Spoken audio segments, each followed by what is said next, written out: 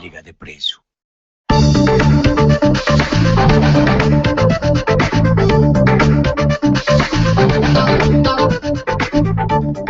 Buonasera da Giuliana Bortolozzo per le notizie. Dinanzi alle mancanze di autoregolamentazione dei mercati, l'euro ha peggiorato la situazione impedendo gli adeguamenti necessari. Lo ha dichiarato Joseph Stiglitz, premio Nobel per l'economia, in un discorso oggi alla LUISS, osservando che la moneta unica ha introdotto in Europa una situazione simile al gold standard e così, mentre gli Stati Uniti abbassavano i tassi preoccupati dalla disoccupazione, l'Europa li ha mantenuti alti perché per motivi che non ho ancora capito si preoccupava per l'inflazione, una politica veramente stupida, ha commentato Joseph Stiglitz, premio Nobel per l'economia. I ministri finanziari degli 11 paesi che sostengono l'introduzione di una tassa europea sulle transazioni finanziarie guidati da Germania, Francia e Italia hanno ribadito oggi l'impegno ad introdurre la cosiddetta Tobin Tax al più tardi nel gennaio 2016. C'è un accordo tra i paesi della cooperazione rafforzata per andare avanti nel processo di adozione della tassa sulle transazioni finanziarie, con l'impegno di avere primi risultati concreti che tasseranno azioni e alcuni derivati per la fine di quest'anno, ha dichiarato oggi da Bruxelles il ministro delle finanze italiano Padoan prima della riunione dell'Ecofin. Anche il ministro delle finanze spagnolo De Guindos ha espresso la speranza che possa essere raggiunto un accordo tra i ministri finanziari sugli asset da includere nella tassazione, soprattutto azioni e qualche derivato in linea con quanto chiede l'Italia, ha detto De Guindos. Uccelli rapaci, animali feroci, la battaglia elettorale per le europee si arricchisce di metafore zoomorfiche. Renzi prima dava dei gufi agli avversari, ora li chiama sciacalli, poi dà dello sciacallo a Grillo per aver strumentalizzato il dramma di Piombino e la fabbrica a rischio chiusura, e il leader del Movimento 5 Stelle replica Renzi lo sciacallo di Senigallia. Il PDL si è diviso tra colombe e falchi. Bersani definì Berlusconi un giaguaro da sbacchiare. Il presidente di Forza Italia si definì un leone e le cose andarono diversamente. Ora l'ex cavaliere cita i polli affermando: i leader non si allevano in batteria come i polli.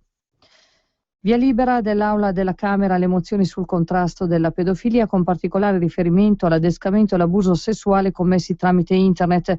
Bocciata solo la mozione della Lega Nord che prevedeva la castrazione chimica per i pedofili e parte di quella di Fratelli d'Italia. Il voto è arrivato oggi nella giornata mondiale per il contrasto della pedofilia. Veniamo alla cronaca italiana. Mentre si stringono le indagini sull'autore dell'omicidio della giovane romena seviziata e poi crocifissa ad un palo dell'autostrada 1 a Firenze, parla Marta, la prostituta che 2 anni fa ha subito le stesse sevizie, anche lei originaria della Romania. Era tranquillo, ma quando scendemmo dall'auto è diventato una bestia, ha ricordato Marta. Mi fece spogliare, mi legò. Poi un aspetto non trascurabile, l'uomo tornò da lei un mese dopo, lo cacciai e lui mi disse: ti ammazzo, ha dichiarato Marta. Archiviata oggi dal GIP del Tribunale di Palermo Nicola Aiello la posizione di Alessandro Alfano, fratello del ministro dell'Interno Angelino Alfano, e di altri 8 ex studenti dell'Università di Palermo accusati di aver truccato degli esami universitari. Era stata la stessa procura a presentare al GIP la richiesta di archiviazione nei confronti degli indagati, nell'ambito di un'inchiesta che ha già portato ad 8 condanne e a 15 rinvii a giudizio. Alessandro Alfano, fratello minore del capo del Viminale, si era dimesso dall'incarico di segretario della Camera di Commercio di Trapani dopo l'iscrizione nel registro degli indagati. Dall'estero Egitto, un giovane è rimasto ucciso oggi a Del Kanka, nel nord-est dell'Egitto, nelle violenze scoppiate dopo un attacco di sostenitori del presidente egiziano deposto Mohamed Morsi contro una manifestazione a sostegno di Abdel Fattah al-Sisi, l'ex capo delle forze armate candidato alle elezioni presidenziali.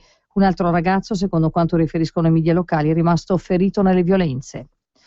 Gli Stati Uniti hanno offerto oggi alla Nigeria l'invio di agenti dell'FBI per contribuire alla ricerca delle 223 liceali rapite dai ribelli islamici di Boko Haram lo scorso 14 aprile. Abuja invece potrebbe respingere la proposta per evitare la presenza di forze americane visibili sul proprio territorio. Per Washington molte delle liceali potrebbero essere state trasferite in altri paesi. Intanto il ministro degli esteri italiano Mogherini ha chiesto la mobilitazione dell'Unione Europea e l'ex segretario di Stato americano Hillary Clinton sostiene la campagna internazionale per liberare le ragazze rapite solo perché andavano a scuola. Ed è tutto per questa edizione, grazie per l'ascolto, risentirci.